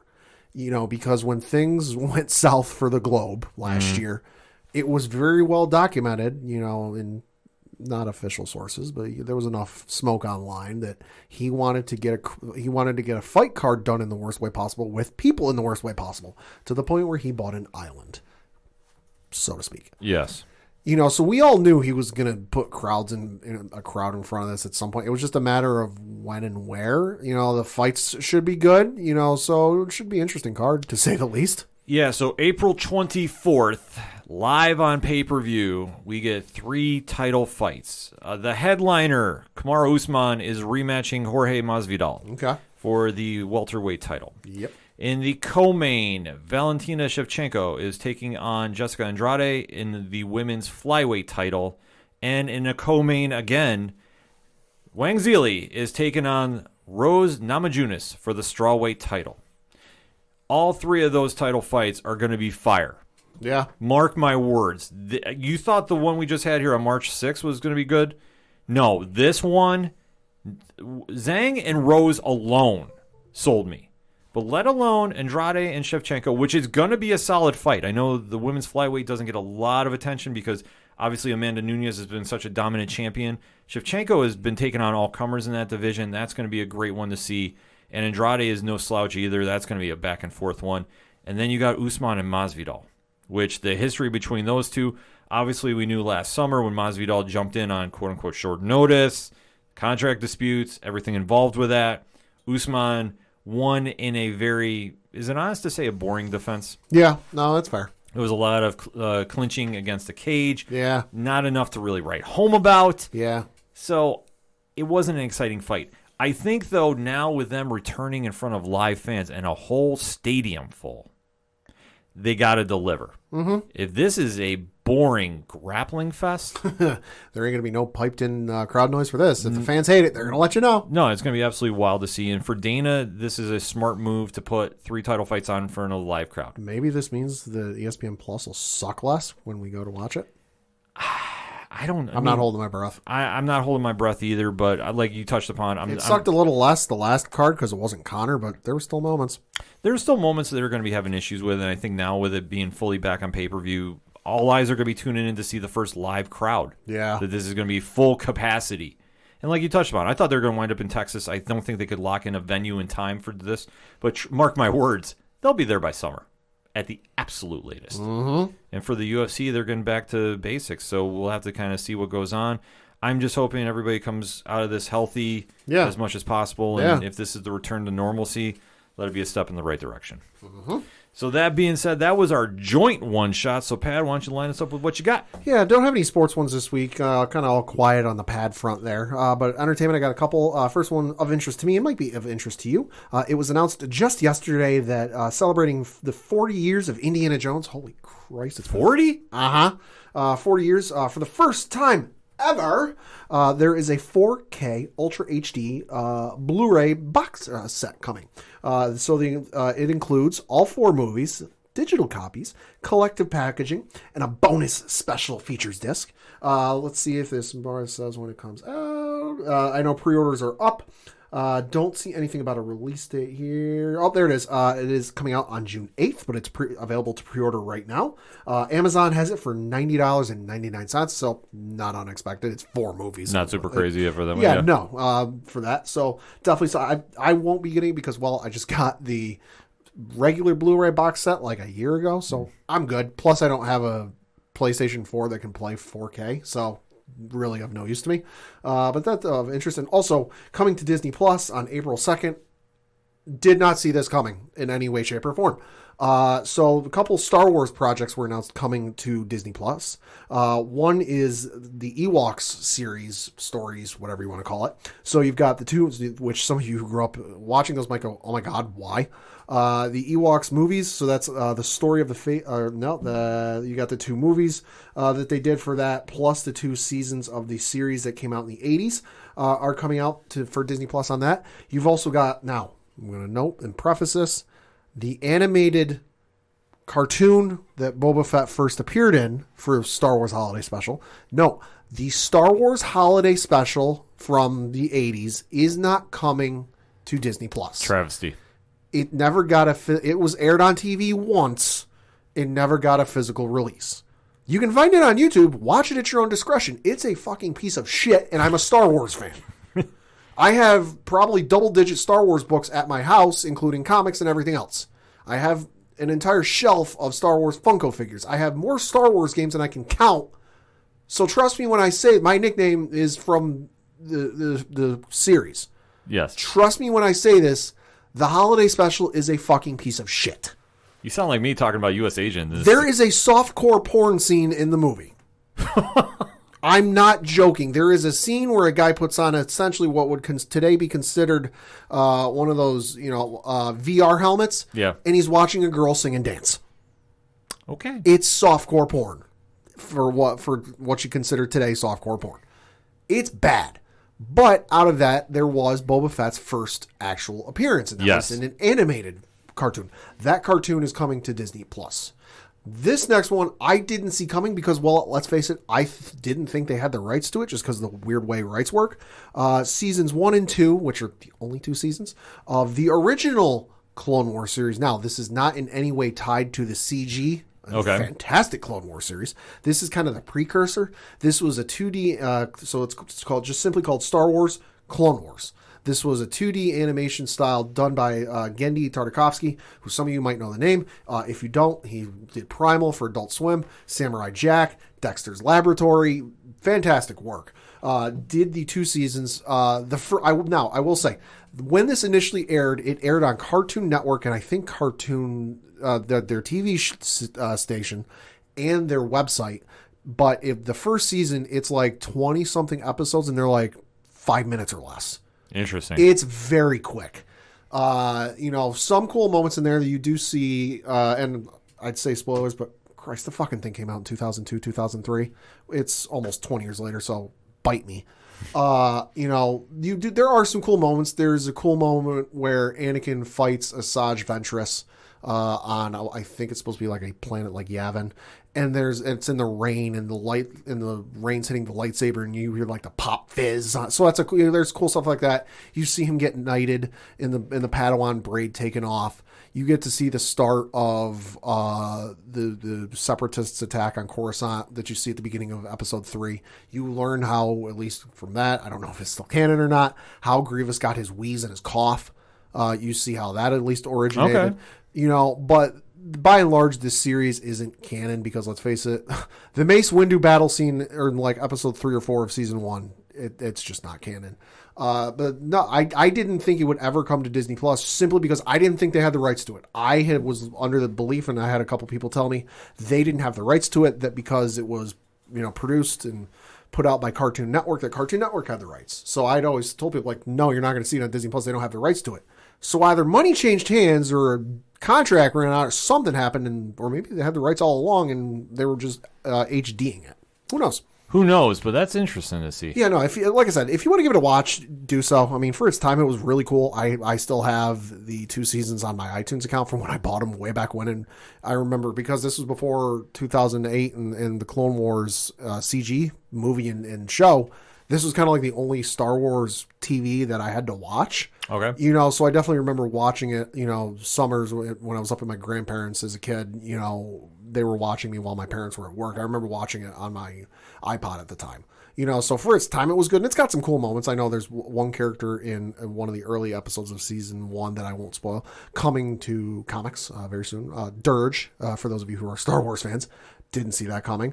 Will highly recommend, though, if you watch any episode of it, watch the episode that's like all clones based. I'd have to look up which one it is. I don't remember. But there's a short episode that's like all clones based and like no words are spoken the entire time. And like it's just sound effects. It's the wildest thing, but it's so cool. Interesting. Yeah. Definitely worth checking out.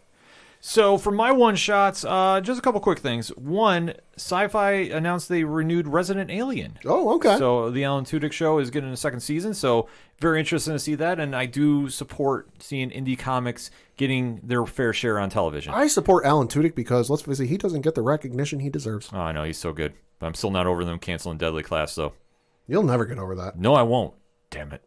But it's cool to see Resident Alien get that shout, so definitely stay tuned for that if you're a fan of it, and definitely go check out the comics too if you're a fan of the show. It's very good. I know we don't talk about it too much, but Alan Tudyk is just killing it on that show. So, also in the TV land, Stargirl has been releasing a couple photos from Season 2. So one of which is we did see the picture of Eclipso, played by Nick Tarabai. So he definitely looks the role. So I'm excited to see what plays out with that.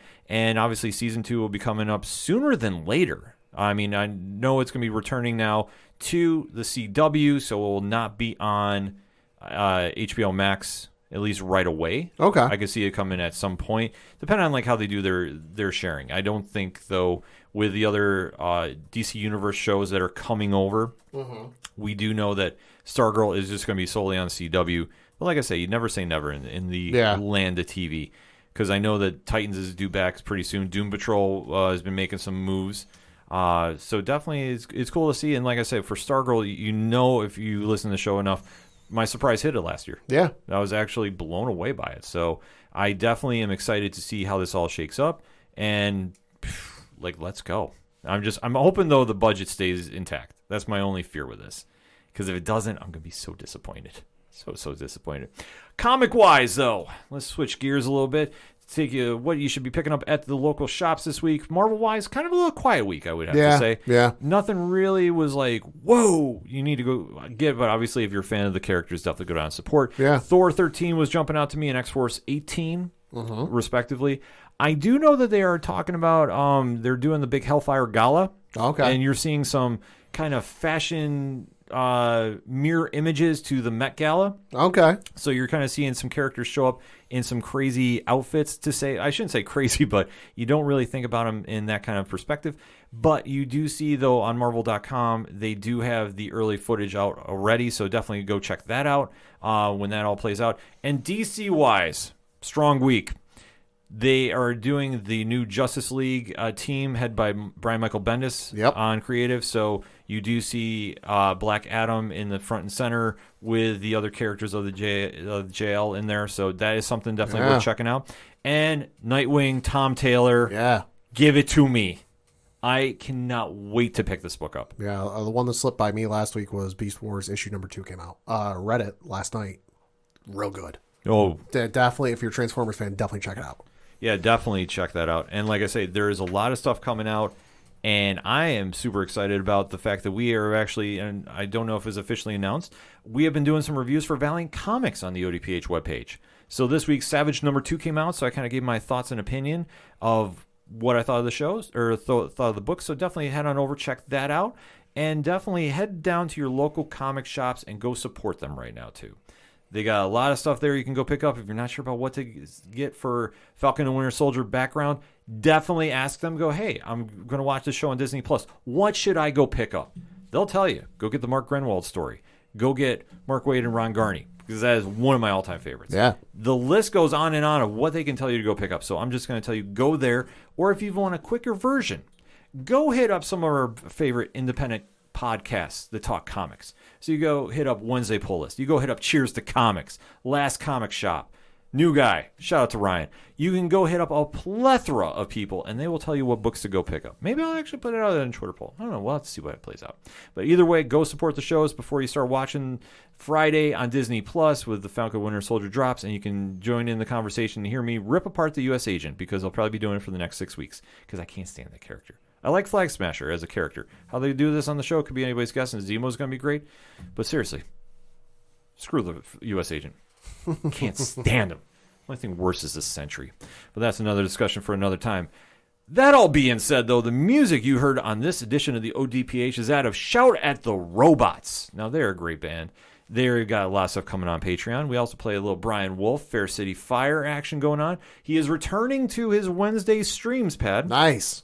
Yeah, definitely excited to see Brian back on the streaming service. So, Pat, where do I go to find out about them? OchoDuroParlayHour.com. Right on. You head on over to the music section. You check out what's going on with them. Second Suitor, Floodlands, Yard Party, Tom Jolu, all the great musicians you hear each and every week on the ODPH.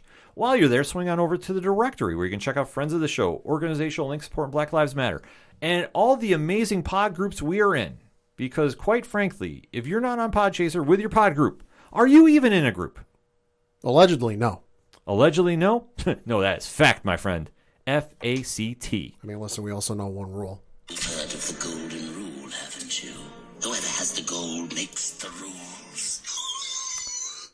Well played. Thank you. Well played. But definitely want to give a shout out to everybody at Pod Nation, Legion of Independent Podcast, Alternate Reality Radio, Inner Circle. Definitely want to shout out those guys. The aPODalypse, always, and of course, and 607 Podcasts and 8122 Productions. Rich, Ron, Mike C, and hashtag Big Natty Cool. Pad, Rich, and Diesel are doing the One Chip Challenge. God help them. It's happening soon. God help them. There was a schedule conflict because sure. No. It's legit. There was a scheduling conflict because they made the deal. If we have on the joint channel 100 followers on Twitch, they were going to do the challenge. We're currently at 106. Oh. So, Rich and Diesel are going to be doing it. That is happening very, very soon because those chips were purchased a while ago, and they're not getting any crispier. I would argue the longer they sit there, the stronger they get. That's something we're trying to figure out. So they're going to be doing it sooner than later. So if you're not following them at 8122 Productions, twitch.tv/607 Podcasts, and everything they're doing on their Patreon, Start following now. Stay tuned because that is going to be much must-watch and hear content. That is all I'm going to say about that. We're excited to be a part of that because I will be commentating because there's no chance I'm taking part of that. I cannot handle that stuff. But either way, definitely shout out to everybody there and for all that and so much more. Just swing on over to OchoDuroParlayHour.com. Check out the TeePublic store, TikTok, everything that is the ODPH can be found right there. Mm-hmm. That all being said, that's all I got. So for the one and only Padawan J. Thank you. I'm your host, Ken. Thank you as always for listening to the ODPH podcast, better known as the Ocho Duro Parlay Hour. See you next time.